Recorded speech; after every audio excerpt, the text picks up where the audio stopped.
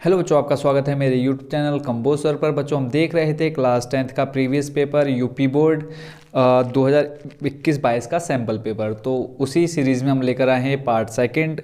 Part first में हमने देखा था क्वेश्चन नंबर 1 से लेकर के क्वेश्चन नंबर 3 तक का सॉल्यूशन। इसमें बच्चों हम देखेंगे क्वेश्चन नंबर 4 से लेकर के क्वेश्चन नंबर 7 तक का सॉल्यूशन।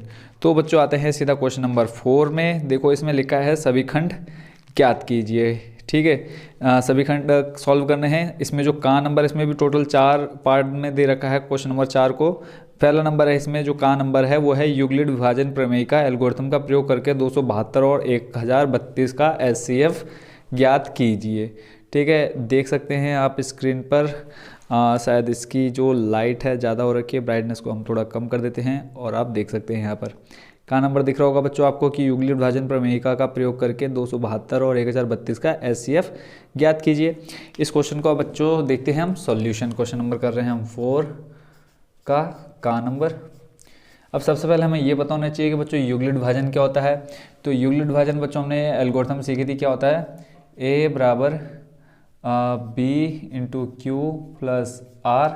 ठीक है, जहाँ ए बराबर क्या होता है बच्चों भाज्य। ठीक है, b बराबर होता है भाजक, q होता है भागफल और r होता है शेषफल।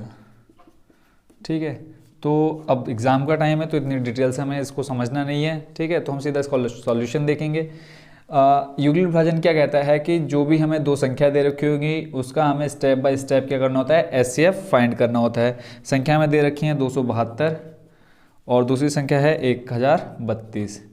1032 इन दोनों में बड़ी संख्या कौन सी बच्चों, 1032 से बड़ी किससे, 272 से। तो पहले हम इसका रफ वर्क देख लेते हैं, बाद में हम उसको स्टेप बाय स्टेप यहाँ सॉल्व करके देख लेंगे। स्टेप बाय स्टेप लिख लेंगे क्योंकि यूक्लिड विभाजन क्या कहता है, स्टेप बाय स्टेप हमें एचसीएफ फाइंड करना होता है। रफ वर्क देखते हैं। 272 को भाग देना है किसमें, 1032 में। ठीक है, तो 272 बच्चों इसका सॉल्यूशन मैं रफ पेज में कर चुका हूँ। तो वीडियो हम डायरेक्ट कर लेते हैं इसका सॉल्यूशन ताकि वीडियो ज़्यादा लंबी ना हो जाए। देखो, सबसे पहले हमने 272 से भाग देना 1032 में जाएगा कितनी बार बच्चों, 3 बार।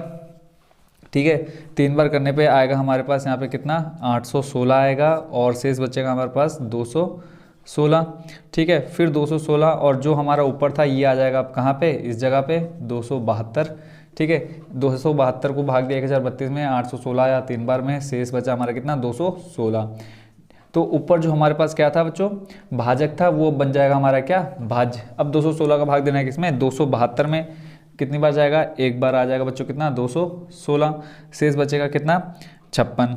ठीक है, 272 माइनस 200 करेंगे 16, बचेगा हमारे पास 56। फिर अब देखो शेष इतना बचा। अब ये जो हमारा क्या है भाजक था वो बन जाएगा यहाँ पे आके भाज्य, आ जाएगा 216। फिर 56 से 216 में भाग देंगे, ये जाएगा बच्चों हमारा कितनी बार, 6 12 6 18, 3 बार जाएगा और आ जाएगा हमारे पास 168। फिर अब शेष कितना बचेगा, 48। अब ये देखो जो शेषफल आया इसको इससे भाग देंगे किसमें, 56 में, जो हमारा पहले क्या था भाजक था। अब इसका भाग इसमें देंगे कितना आ जाएगा, एक बार चले जाएगा। कितना शेष बचेगा, देखो 16 में से 8 जाएगा, 8 बचेगा और यहाँ पे बचा कितना हमारा, देखो 4 में से 4 जाएगा 0। फिर 48 हमारा बन गया क्या, भाज्य। 8 छंग 48। तो लास्ट यानी शेषफल बच्चों जब तक 0 नहीं आता तब तक हमें क्या करना है, भाज्य को भाजक बना करके सॉल्व करते रहना है। तो देखो 8 अंतिम संख्या है जिससे भाग देने पर क्या आ गया, 0 आ गया। तो यानी जो एचसीएफ निकल के आया हमारा कितना आया, 8। अब इसी को हमने किस फॉर्म में लिखना है, इस फॉर्म में जो हमने ऑलरेडी बना दी थी। तो देखो सबसे पहले a यानी जो बड़ी संख्या उसको हम a की जगह लिखेंगे, 1032 बराबर b इंटू क्यू है। b हमारा क्या है, जिससे हमने भाग दिया 272, गुणा q क्या है, कितनी बार भाग दिया, 3 बार, और शेष बचा हमारा 216। इज़ नॉट इक्वल टू क्या है, 0 के बराबर ये नहीं आया। जब तक 0 नहीं आता तब तक हमने ये प्रोसेस करनी है। फिर दूसरा स्टेप 272 को यहाँ ले आए, कहाँ पर, 1032 की जगह। इस 216 को ले आए 272 की जगह। फिर हमने गुणा किया कितनी बार, एक बार। शेष बच्चा हमारा कितना, 56। ठीक है, ये भी 0 के बराबर नहीं है। 2 स्टेप में हो गया। फिर तीसरा स्टेप 216 यहाँ पे आ जाएगा। ये वाला देखो अगले स्टेप में यहाँ आ जा रहा है, अब ये यहाँ पे, तो यहाँ पे आ गया। ऐसे ही 216 में हमने किससे भाग दिया, 56 से। कितनी बार पढ़ा हमने, पढ़ा 56 का 3 बार। शेष बचा हमारे पास कितना, 48। इज़ नॉट इक्वल टू, ये भी 0 के। फिर 56 आ जाएगा यहाँ पे, फिर भाग देंगे बच्चों किससे, 48 से, कितनी बार, एक बार, शेष बचेगा कितना, 8, ये रहा। फिर 48 आ जाएगा 56 की जगह पे, ये भी इज़ नॉट इक्वल टू क्या है, 0 के। 8 आ जाएगा यहाँ पे, कितनी बार, 8, 6 बार पहाड़ा पड़ा, शेष बचा 0 इज इक्वल टू 0। तो यहाँ से हम लिख देंगे क्या कि HCF बराबर 8। देखो इसको इजीली आप समझ सकते हैं, पहले आप इस तरह से सॉल्व कर लीजिए, उसके बाद उसी को स्टेप बाय स्टेप लिख दीजिए। देखो 1032 यहाँ पे, 2272 यहाँ पे, गुणा 3 216, जो शेष बचा वो अगले उसमें क्या बन जाएगा, भाजक बन जाएगा। देखो यहाँ 56 शेष बचा, भाजक बन गया, 48 शेष बचा, भाजक बन गया, 8 शेष बचा, भाजक बन गया। ऐसे ही जो 272 क्या है हमारा, सॉरी 272 जो भाजक है वो भाज्य बन जाएगा अगले स्टेप में। 216 भाजक है यहाँ पे, भाज्य बन गया। फिर ये 56 भाज्य बन गया, 48 भाज्य बन गया। तो ये है बच्चों हमारा क्या, यूक्लिड विभाजन एल्गोरिथम। ठीक हो गया, ये हो गया हमारा क्वेश्चन नंबर 4 का नंबर कंप्लीट। अब देखते हैं बच्चों क्वेश्चन नंबर 4 का नंबर पढ़ लेते हैं। पहले इसमें क्या कहा है कि एक त्रिभुज ABC की भुजा BC पर एक बिंदु D इस प्रकार है कि एंगल ADC बराबर एंगल BAC। तो सिद्ध कीजिए कि CA² बराबर CB इंटू CD। ठीक है, तो जो सिद्ध करना है उसको लिख लेते हैं। सिद्ध करना है BC², सॉरी यहाँ पर है CA² या AC² बोल सकते हैं हम इसको, और बराबर दिखाना है CB इंटू CD। तो जैसे क्वेश्चन में क्या है, पहले उसका डायग्राम बना लेते हैं। एक त्रिभुज ले लेते हैं ABC,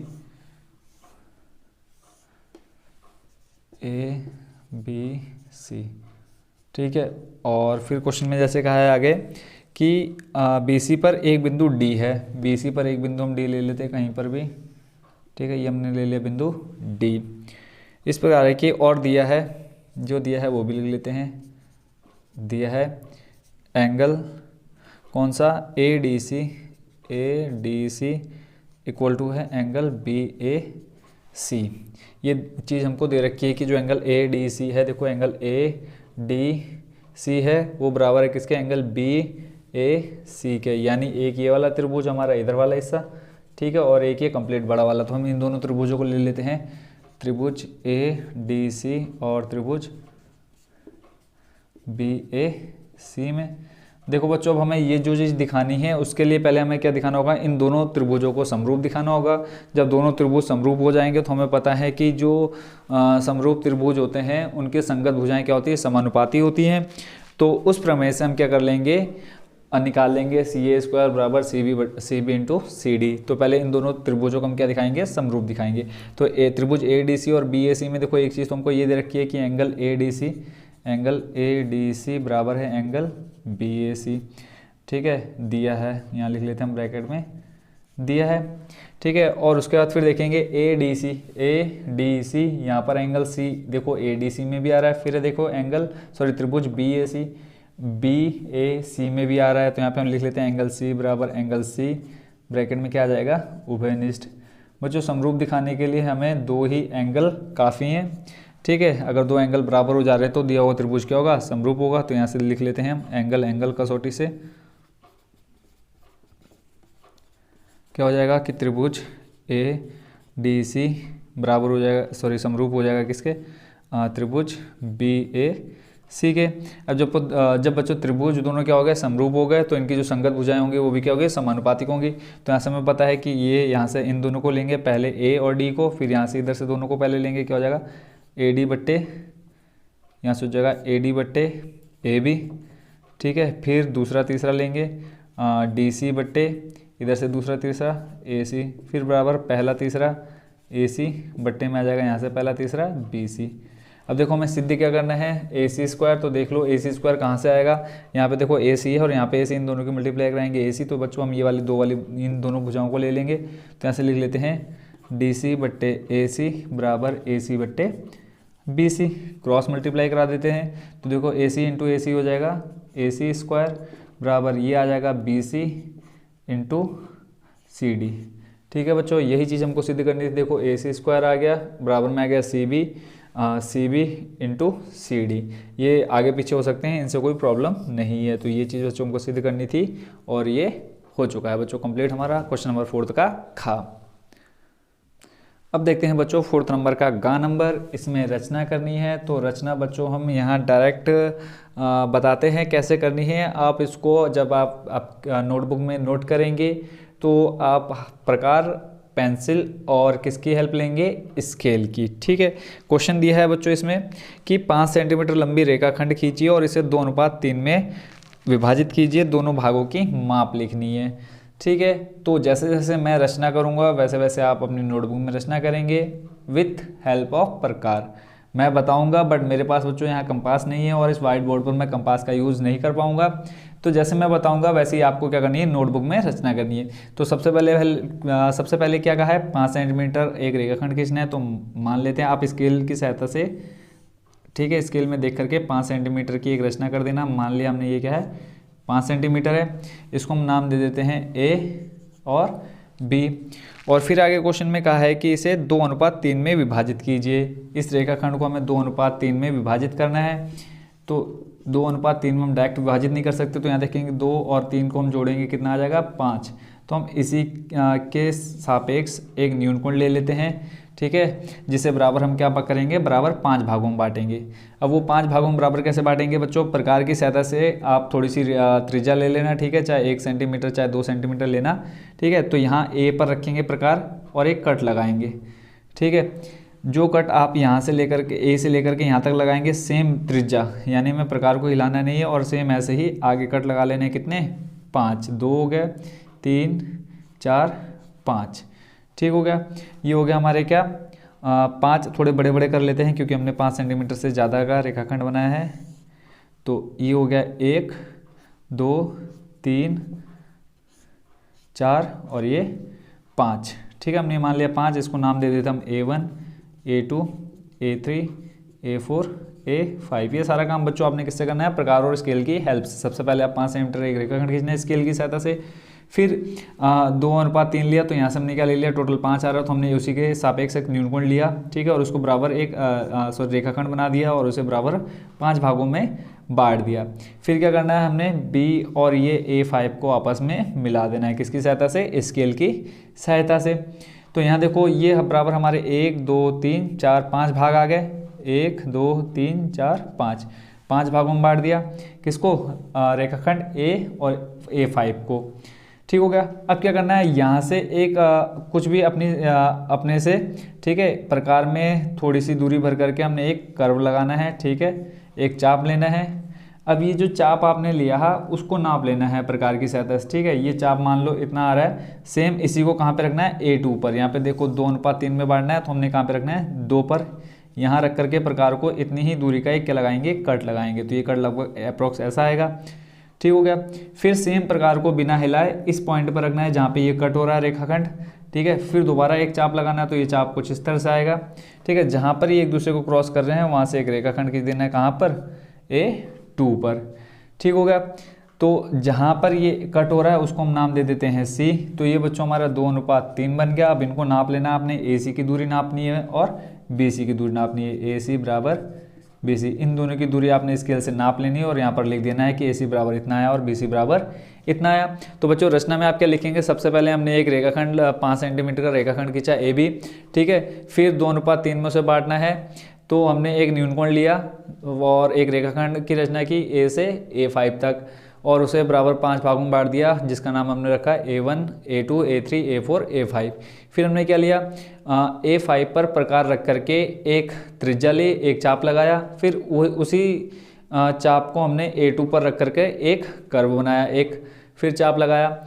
फिर जहाँ पर वो चाप रेखाखंड A5 को कट कर रहा है वहाँ पर पुनः प्रकार को रख करके एक चाप और लगाया।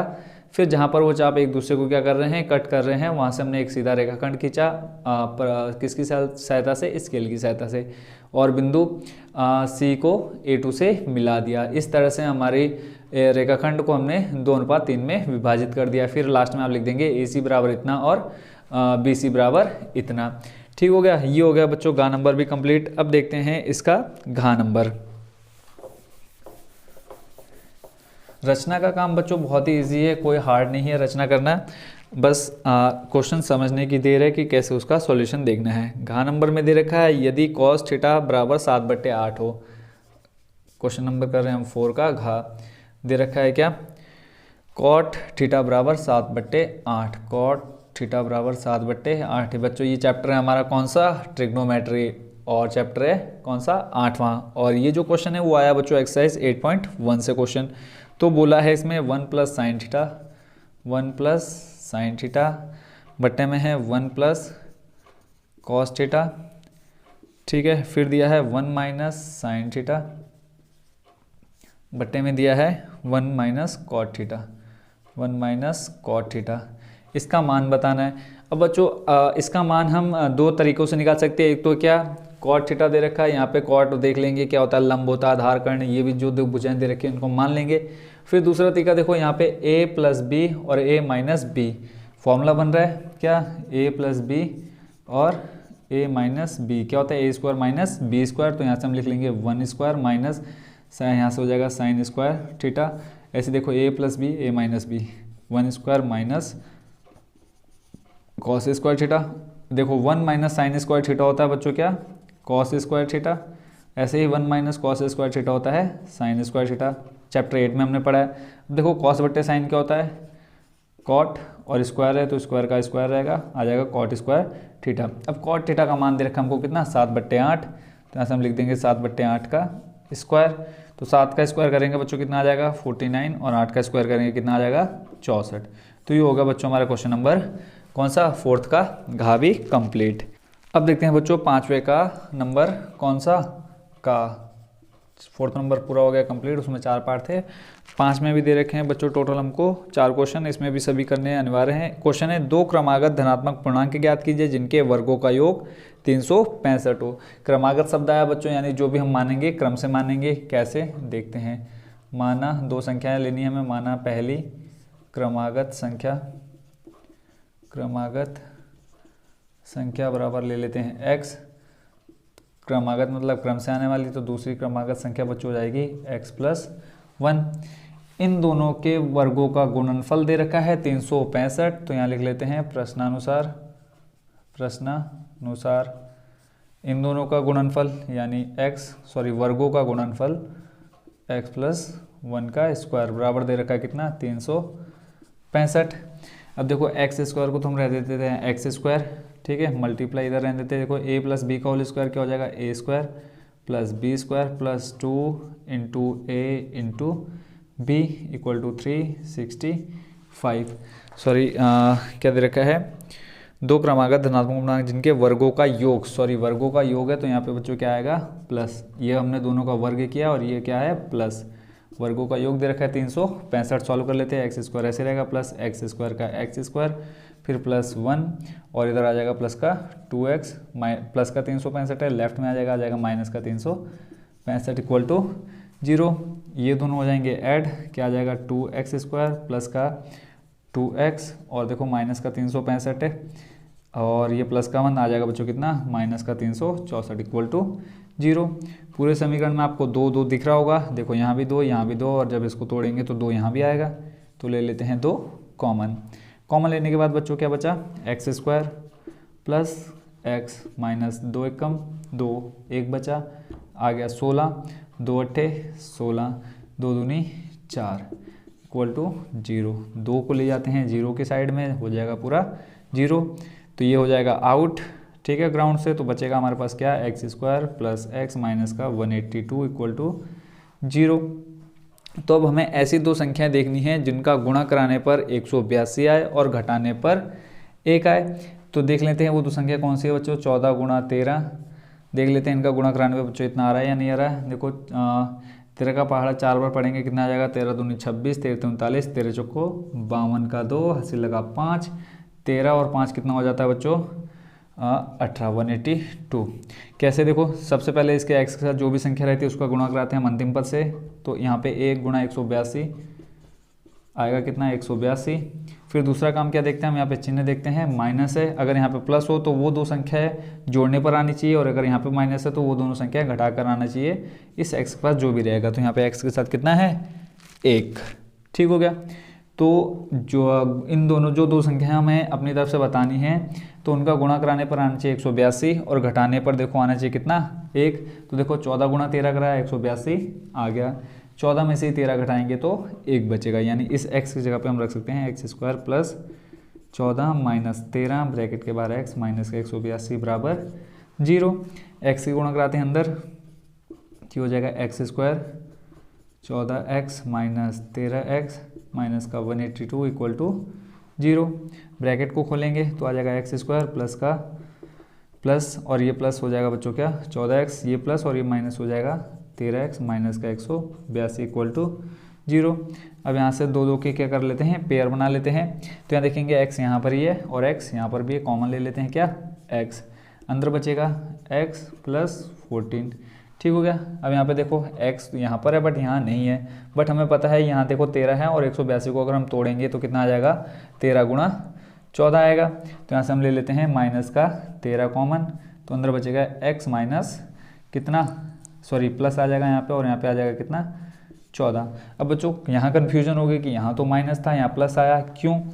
देखो बच्चों हम जब ब्रैकेट को सॉल्व करेंगे तो देखो माइनस 13 की गुणा x में कराएंगे तो माइनस का 13x आ जाएगा, फिर इस माइनस 13 की गुणा प्लस के 14 से कराएंगे देखो माइनस प्लस माइनस हो जाएगा तो आ जाएगा कितना 182। ठीक है बच्चों आगे होगा समझ में। तो जो कॉमन आया उसको लिख लेते हैं पहले x प्लस 14, ये दोनों बच्चों हमेशा क्या होने चाहिए सेम होने चाहिए, अगर सेम है तभी हमारा सॉल्यूशन सही हो रहा होगा। तो x प्लस 14 जो कॉमन है उसको एक बार लिख लिया और जो हमने कॉमन लिया उसको लिख लेते हैं x माइनस 13। अब देखो इक्वल टू में क्या है 0, तो इन दोनों को ले लेते हैं इक्वल में किसके 0 के। तो पहले x प्लस 14 को लेते हैं, x प्लस 14 बराबर 0, तो यहाँ से x का मान निकालेंगे आ जाएगा माइनस का 14। ऐसे ही x माइनस 13 बराबर 0, तो यहाँ से x बराबर कितना आ जाएगा प्लस का 13। तो हम क्या करेंगे माइनस वाले को छोड़ देंगे, क्या लेंगे ऋणात्मक लेंगे नहीं, ठीक है। x is not equal to minus 14, धनात्मक पूर्णांक है इसलिए हम ऋणात्मक को छोड़ देंगे। तो x बराबर कितना आया 13, तो पहली संख्या आ गई, पहली क्रमागत संख्या, क्रमागत लिख लेना बच्चों वीडियो थोड़ी लंबी हो जाएगी इसलिए जल्दी जल्दी कर रहा हूँ 13। और दूसरी क्या हो जाएगी क्रमागत बोलिए तो हमने x प्लस 1 लिया तो यहाँ पे हो जाएगा 13 प्लस 1 बराबर 14। ठीक है बच्चों आई होप ये वाला क्वेश्चन भी आपको इजीली समझ में आ गया होगा। तो अब देखते हैं पाँचवें का कौन सा नंबर खा नंबर। ठीक है इसमें दे रखा है पहले थोड़ी सी जगह खाली कर लेते हैं कि इसको हटा करके इस चौथे वाले को।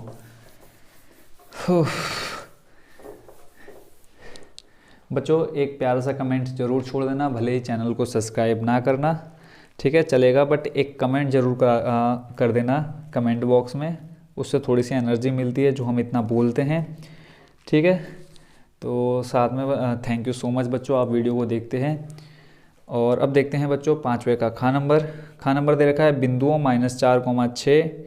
बिंदु -4,6 बिंदुओं ए और बी को जोड़ने वाले रेखाखंड को किस अनुपात में विभाजित करता है। ये क्वेश्चन है बच्चों आपका चैप्टर 7 एक्सरसाइज 7.2। ठीक है बच्चों क्वेश्चन कर रहे हैं हम पाँचवें का खा नंबर। दे रखा है हमको एक रेखाखंड बना लेते हैं ए बी, ठीक है ए और बी दे रखा है हमको -6,10 -6,10 और बी दे रखा है 3, -8 और इसका जो मध्य बिंदु दे रखा है इसको हम सी मान लेते हैं, ये दे रखा है हमको -4,6।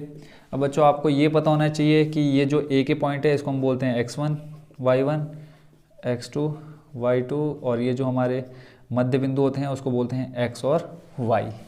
अब बच्चों ये जो इनके बीच का अनुपात है हमको वो बताना है कि ये कितना है। तो बताओ किस फॉर्मूले से करेंगे, जन्म सिद्ध अधिकार बच्चों जो फॉर्मूला हमने पढ़ा था विभाजन सूत्र, उस फॉर्मूले को लाएंगे हम यहाँ पर। ठीक है तो यहाँ लिखते हैं विभाजन सूत्र से, ठीक है सबकी वैल्यू हमने लिख दी है कि कौन क्या है। अब यहाँ लिखेंगे हम विभाजन सूत्र, तो ये होता है x बराबर m1 x2 m2 x1 बट्टे यहाँ होता है m1 प्लस m2 कॉमा ये हो गया x के लिए, ऐसे ही y के लिए m1 y2 plus m2 y1 बट्टे m1 प्लस m2। जब हम x का मान रखेंगे और y का मान रखेंगे, दोनों तरफ m1 और m2 का मान क्या आना चाहिए, सेम आना चाहिए।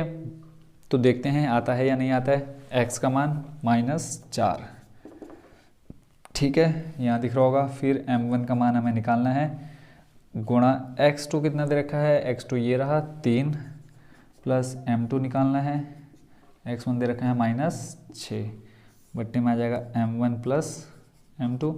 क्रॉस मल्टीप्लाई करा देते हैं, इसके अपन में 1 लेकर के कोई फ़र्क नहीं पड़ेगा 4 को। तो ऐसे देखो 4 की गुणा इसमें कराएंगे, आ जाएगा 4 माइनस का m1 और माइनस का 4 m2 बराबर में 3 m1 माइनस का 6 m2, ठीक है। अब देखो m1 m2 को अलग अलग कर लेते हैं, तो -4 m1 प्लस का 3 है, आ जाएगा माइनस में 3 m1 माइनस का 6 m2, माइनस का है हो जाएगा प्लस में 4 m2, -4 -3 हो जाएगा माइनस का 7 m1, माइनस का 6 प्लस का 4 आ जाएगा माइनस का 2 m2। इस माइनस से माइनस खत्म, अनुपात बताना है यानी m1 बट्टे m2 बताना है, तो आ जाएगा 2/7। यहाँ से तो m1 अनुपात m2 निकल के आ रहा है कितना, 2:7। ऐसे ही चेक कर लेते हैं दूसरी साइड भी। तो यहाँ मान रख लेते हैं बच्चों हम किसके, y वाले के। तो y देखो कितना दे रखा है 6 बराबर m1 निकालना है, गुणा y2 दे रखा है -8 प्लस m2 निकालना है, y1 दे रखा है प्लस का 10 बट्टे m1 plus m2। Same cross multiply करा लेते हैं, इसके अपन में 1 लेकर के, ये हो जाएगा बच्चों 6 m1 प्लस 6 m2 बराबर -8 m1 प्लस 10 m2, ठीक हो गया। अब सेम करते हैं m1 और m2 को अलग अलग, तो 6 m1 माइनस का है हो जाएगा प्लस का 8 m1, 10 m2 प्लस का है हो जाएगा माइनस का 6 m2। 8 और 6 हो जाएगा बच्चों कितना, 14 m1, और यहाँ से 10 - 6 करेंगे आ जाएगा 4 m2। m1 बट्टे m2 निकालना है, ये आ जाएगा 4, 14 चल जाएगा 4 के बट्टे में, तो आ जाएगा 2 दूनी 4, 2 सत्ते 14। यहाँ से m1 बट्टे m2 बराबर कितना आ गया, 2/7। तो हम यहाँ से लिख सकते हैं m1 ratio m2 equal to 2:7, यानी m1 अनुपात m2 कितना आ गया, 2:7 आ गया। आई होप बच्चों आपको ये बहुत ही सरल तरीके से चले जा रहा होगा आपके माइंड में। तो बच्चों करते हैं अब नेक्स्ट क्वेश्चन, 5वें का, कौन सा, गा नंबर, ठीक है। इसमें दिया है त्रिज्या 4.2 सेंटीमीटर वाले धातु के गोले को पिघलाकर त्रिज्या 6 सेंटीमीटर वाले एक बेलन के रूप में ढाला जाता है, बेलन की ऊंचाई ज्ञात कीजिए। क्वेश्चन सॉल्व करने से पहले थोड़ी सी जगह कर लेते हैं हम खाली।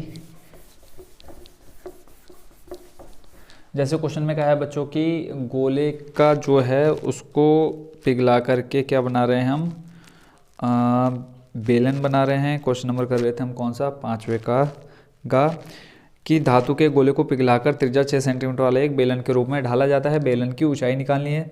तो इसमें बच्चों मोस्ट इंपोर्टेंट हमें क्या पता होना चाहिए, दोनों के आयतन का फॉर्मूले पता होना चाहिए, दोनों का आयतन पता होना चाहिए कि गोले का आयतन क्या होता है और बेलन का आयतन होता है। अब इस गोले को पिघला करके एक बेलन बनाया जा रहा है, ठीक है। तो यानी जो इसका आयतन होगा वही किसका आयतन होगा, इस बेलन का आयतन होगा, यानी दोनों के आयतन बराबर होंगे। क्वेश्चन नंबर कर रहे हैं हम 5वें का गा। यहाँ थोड़ी सी लिख लेते हैं कि गोले को पिघलाकर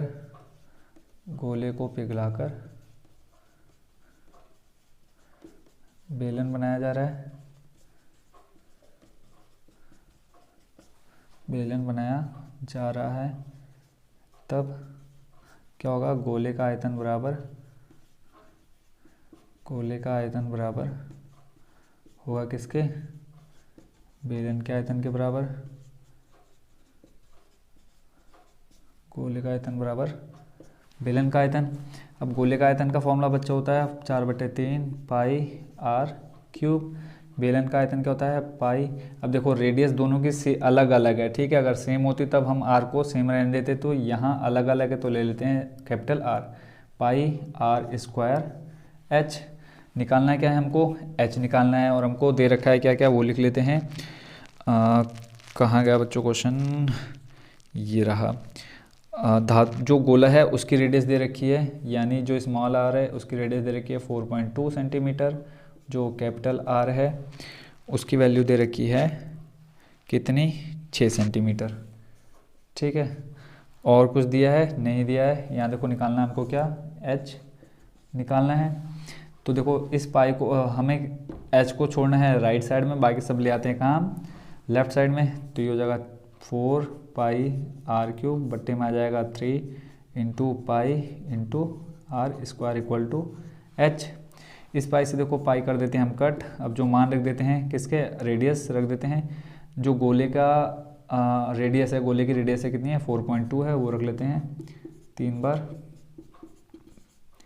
बट्टे में 3 गुणा बेलन की त्रिज्या 6 है, 6 गुणा 6 गुणा। अब देखो यहाँ से पॉइंट हटाएंगे तो हमें पता है एक नीचे कितना आ जाता है, 0 आ जाता है। फिर यहाँ से हम पॉइंट हटाते हैं, 1 0 आ जाएगा। चाहे हम यहाँ डायरेक्ट 2 0 लिख लें, देखो 10 गुणा 10 100 आएगा, अलग अलग लिखें तो भी कोई प्रॉब्लम नहीं है। फिर यहाँ से पॉइंट हटाया, 1 0 आ गया, बराबर में क्या है, h। अब बताओ बच्चों ये इजी हो गया है इसकी कैलकुलेशन या नहीं। क्या करेंगे, सबसे पहले देते हैं हम किससे, 2 से या 6 से कर देते हैं। देखो 6 से चल जाएगा, 6 सत्ते 42, 6 सत्ते 42, ठीक है। फिर हम दे देते हैं किससे, 2 से 3 से कटेगा, ये देखो 3 से कट जाएगा, 3 एक कम 3, 3 चौके 12, यहाँ पर आ गया 14, ठीक है। और कहीं कुछ कटेगा, नहीं कटेगा। अब करते हैं डायरेक्ट मल्टीप्लाई, 7 सत्ते 49, 49 गुणा, बच्चों देखो इसको मैंने क्यों नहीं कट किया है, लास्ट में क्या होगा, यहाँ देखो नीचे अपॉन में कितना है, 1000 है, और 1000 को हम डायरेक्ट ऊपर क्या कर देंगे, पॉइंट में चेंज कर देंगे, इसलिए इसको हमने ऐसे छोड़ दिया है। कट तो हम इसको कर सकते हैं, देखो 2 से 14 को कट कर सकते हैं और 10 को भी कट कर सकते हैं, पर नहीं करेंगे। गुणा कराते हैं, देखो 7 सत्ते हो गया 49, गुणा 14 का गुणा 4 से कराएंगे, 14 दूनी 28, 14 3 42, 14 चौको 56, बट्टे में कितना है 1000 बराबर h। अब 49 इंटू 56 कर लेते हैं, कितना आएगा 49 इंटू 56, 6 नम 54, हासिल लगेगा 5, 6 चौको कितना होता है बच्चों, 6 दूनी 12, 6 ती 18, 6 चौको 24, 24 और 5 कितना 29, गुणा 5 नम 45, हासिल लगेगा 4, 5 को 20 और 4 24, 4 9 5 जोड़ेंगे बच्चों कितना आ जाएगा 14, हासिल लगेगा 1, 4 और 2 6 और 1 7, और यहाँ पे आ गया कितना 27 44, 27 44 बट्टे 1000 बराबर h। नीचे 3 0 तो ऊपर 3 अंक के बाद क्या लगा देंगे, पॉइंट 1 2 3, तो यहाँ पे जो आंसर आएगा 2.744 इक्वल टू क्या h। हाइट को हम लिख देते हैं किसमें, सेंटीमीटर में। तो जो क्या बेलन की ऊंचाई है वो बच्चों कितने आ गई, 2.744 सेंटीमीटर। ठीक होगा बच्चों, ये हो गया 5वें का घा नंबर कंप्लीट। अब देखते हैं 5वें का घा नंबर, और इसी को हम करेंगे आज की वीडियो में लास्ट, कैलकुलेशन करेंगे इसकी, ठीक है। इसके बाद जो बाकी क्वेश्चन रह जाएंगे उसको करेंगे हम नेक्स्ट यानी थर्ड पार्ट में। और थर्ड पार्ट में बच्चों ये जो हमारा सैम्पल पेपर है 2021-22 का वो हो जाएगा पूरा कंप्लीट। इसमें देखो बच्चों माध्य निकालना है। क्वेश्चन है निम्नलिखित सारणी में सारणी 35 नगरों की साक्षरता दर प्रतिशत में दर्शाती है, माध्य साक्षरता दर ज्ञात कीजिए। अब जो चीज़ दे रखी है वो लिख लेते हैं, टेबल दी है, साक्षरता दर लिखा है एक तरफ, 5वें का घा नंबर, साक्षरता दर दे रखी है, और एक टेबल और दे रखी है नगरों की संख्या, नगरों की संख्या दे रखी है, ठीक है। टेबल में क्या क्या दे रखा है, 45 से 55, 45 से 55, फिर है 55 से 65, और 5-5 के सॉरी कितने का अंतर है, 10-10 का, 10-10 का अंतर लास्ट 85 से 95, तो यहाँ आ जाएगा 65 से 75, 75 से 85 और 85 से 95। और नगरों की संख्या दे रही कि 3 10 11, 3 10 11 8 3। बच्चों हमें माध्य निकालना है। माध्य निकालने की हमने टोटल 3 विधियां सीखी हैं। चैप्टर है हमारा एक कौन सा, 14 चैप्टर, और एक्सरसाइज है 14.1। तीनों विधियां बच्चों आपको याद होंगी कौन कौन सी है। एक है हमारी क्या, डायरेक्ट मेथड, ठीक है, जिसे हम जानते हैं प्रत्यक्ष विधि, एक है पग विचलन विधि, और एक है कल्पित माध्य विधि। तीनों विधियों में से आपको जो इजी लगेगा बच्चों आप वो कर सकते हैं। मैंने पूरा चैप्टर पूरी एक्सरसाइज कंप्लीट करा रखी है ऑलरेडी, तो आप मेरे चैनल में जा कर के देखिए प्लेलिस्ट, सभी चैप्टर्स की प्लेलिस्ट ऑलरेडी बनी हुई है। तो इसमें जो इसमें माध्य निकालेंगे, हम निकालेंगे बच्चों कौन सी विधि से, आप लोग बताओ। इसको करते हैं बच्चों हम प्रत्यक्ष विधि, ठीक है, डायरेक्ट मेथड। क्या होता है, देखो जो नगरों की संख्या दे रखी है उसको हम बोलते हैं बच्चों FI, और प्रत्यक्ष विधि के लिए हमें एक टेबल और बनानी पड़ेगी, ठीक है, जिसको बोलते हैं हम XI। अब XI क्या होता है, उसमें हम इन दोनों को जोड़ेंगे, जो हमारा वर्ग अंतराल दे रखा है इन दोनों को जोड़ेंगे और उसको दे देंगे 2 से भाग, यानी जो आएगा इनको जोड़ करके उनका आधा लिखेंगे हम किसमें, XI में। फिर एक टेबल और बनेगी हमारी कौन सी, FI XI की, क्योंकि जो प्रत्यक्ष विधि होती है उसका फॉर्मूला लिख लेते हैं हम पहले। प्रत्यक्ष विधि से क्या होती है, x बार इक्वल टू होता है सिग्मा FI XI अपॉन में सिग्मा FI, ठीक है। अब FI देखो क्या होगा, इन सब का टोटल कर लेते हैं, पहले इकाई का अंक ले लेते थे, देखो 3 1 4 8 4 12 और 3 बच्चों कितना हो जाएगा, 12 3 15, 15 का 5 हासिल लगा 1, दहाई का अंक 1 और 1 2 और 1 3, टोटल कितना आ गया बच्चों, सिग्मा FI आ गया 35। अब FI XI निकालना है तो पहले हमें XI पता होना चाहिए। देखो 45 + 55 करेंगे बच्चों कितना आ जाएगा, 110, और 110 का हम करेंगे हाफ तो कितना आ जाएगा 55, देखो 2 पंजे 10, 1 बचा, फिर 2 पंजे 10, ये आ गया 55, ठीक है। फिर उसके बाद 65 और 55 को जोड़ेंगे, 65 + 55, 5 5 10 का 0, 80 लगा 1, 5 10 11 और 1 12, कितना आ गया 120, इसका आधा करेंगे कितना आ जाएगा 60, तो यहाँ पे आ जाएगा 60। फिर जोड़ेंगे 65 और 75 को, 65 + 75, 5 5 10 0, 80 लगा 1, 6 12 13 और 1 14, इसका आधा करेंगे बच्चों कितना आ जाएगा 70, ठीक है। देखो यहाँ कितने का अंतर आ रहा है, पहले आया 55, फिर 60, फिर आया कितने का 70, फिर देखते हैं 75 और 85, 75 और 85 जोड़ेंगे, 5 5 10 का 0, 80 लगा 1, 7 14 15 और 1 16, ठीक है। यहाँ पर आ जाएगा कितना 80। यहाँ देखेंगे तीनों में अंतर आ रहा है 10 10 का, ऊपर 55, तो देख लेते हैं कहीं गलत तो नहीं है। 45 + 55 करते हैं, 5 5 10 का 0 ऐसे लगाएंगे, 5 4 9 और 1 10, ठीक है। 5 5 10 का 0 ऐसे लगाए, 5 4 9 और 1 10, 10 का आधा यहाँ पे कितना आएगा बच्चों 55 नहीं आएगा 50 आएगा, ये हो रहा था गलत, ठीक है। अब देखें 10 10 का अंतर आ रहा है 50 60 70 80, तो अगला कितना आ जाएगा 90, और उसके बाद 100 ही आएगा। देख लेते करके हम 85 + 95, 5 5 10 का 0, यहाँ देख लेते 1 2 3 4 5, 1 2 3 4 5, ज़्यादा हो गया, आगे पीछे लिख दिया हमने बच्चों, ठीक है। तो पहले सही से कर लेते हैं, 10 के सामने आ जाएगा 60, 11 के सामने 70, 8 के सामने 80 और 3 के सामने 90। ये कैसा आया, इनका हमने निकाल लिया माध्य XI करके, ठीक है। अब हमें चाहिए क्या FI XI, फॉर्मूले में देखो ये हमारा FI और ये XI, इन दोनों की मल्टीप्लाई करा के जो आएगा फिर इन सबको करेंगे हम ऐड, ठीक है। बच्चों पूरा डिटेल से बताता हूँ कि कहीं पे थोड़ी सी भी कन्फ्यूजन आपको ना रह जाए। अब इनका गुणा कराएंगे, 5 3 हो जाएगा 15 और 1 0 है पीछे, 1 0 लिख दिया ऐसे ही। 6 की गुणा कराएंगे 1 से, 6 कम 6 और 2 0 लगा देंगे पीछे। फिर 11 7 हो जाएगा 77, 1 0 लगा दिया, 8 8 64, 1 0 लगा दिया, 9 3 27, 1 0 लगा दिया। अब इन सबको कर लेते हैं ऐड। सबसे पहले इकाई का अंक सब में क्या है 0, फिर देखते हैं दहाई का अंक 7 और 7 कितना हो जाएगा 14, 14 4 18, 18 5 कितना हो जाएगा 23, 23 का 3 हासिल लगेगा 2, फिर सैकड़ा देख लेते हैं 6 और 1 7 +7 +7 हो जाएगा 14, 14 6 20, 20 और 2 22 और 2 24, यानी जो सिग्मा FI XI आया कितना आ गया 24 30। सारी वैल्यू मिल गई, FI XI की मिल गई और FI की मिल गई। फॉर्मूले में रख देते हैं 24 30 बट्टे में कितना 35 x बार, माध्य निकाल रहे हैं 5 से भाग चले जाएगा, तो सबसे पहले 5 से दे देते हैं, 5 7 35, यहाँ हो जाएगा 5 चौको 20, 4 बचा हो जाएगा कितना 43, 5 8 40, 3 बचा, 5 6 30, 7 से भाग दे देते सीधे सीधे, 7 6 42, 7 7 49 ज़्यादा हो जाएगा तो ले लेते हैं 7 6 42, कितना बचा यहाँ पे 6 हो गया 66, 7 8 56, 7 9 63, कितना बचा यहाँ पे 3 पॉइंट लगाया 0 हो गया, कितना हो गया 30, फिर देंगे 7 से, 7 चौको 28, 2 बचा, ठीक है, पॉइंट लगा चुके हैं तो 1 0 बढ़ा सकते हैं, हो गया 20, 7 दूनी 14, तो यहाँ से हम लिख सकते हैं 69.4।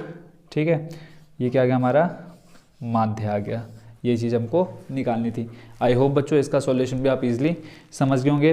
तो ये होगा बच्चों हमारा क्वेश्चन नंबर 5 भी पूरा कंप्लीट, और इसी के साथ इस पार्ट को हम करते हैं यहीं पर समाप्त। तो बाकी जो क्वेश्चन बचे हैं बच्चों, क्वेश्चन नंबर 6 और क्वेश्चन नंबर 7, उसमें हमारे पास क्वेश्चन रह गए हैं 1 2 3 4, क्वेश्चन नंबर 6 में भी 4 हैं, और क्वेश्चन नंबर 7 में भी टोटल हमारे पास 4 क्वेश्चन है, उसमें 2 क्वेश्चन मेन है और 2 अथवा में।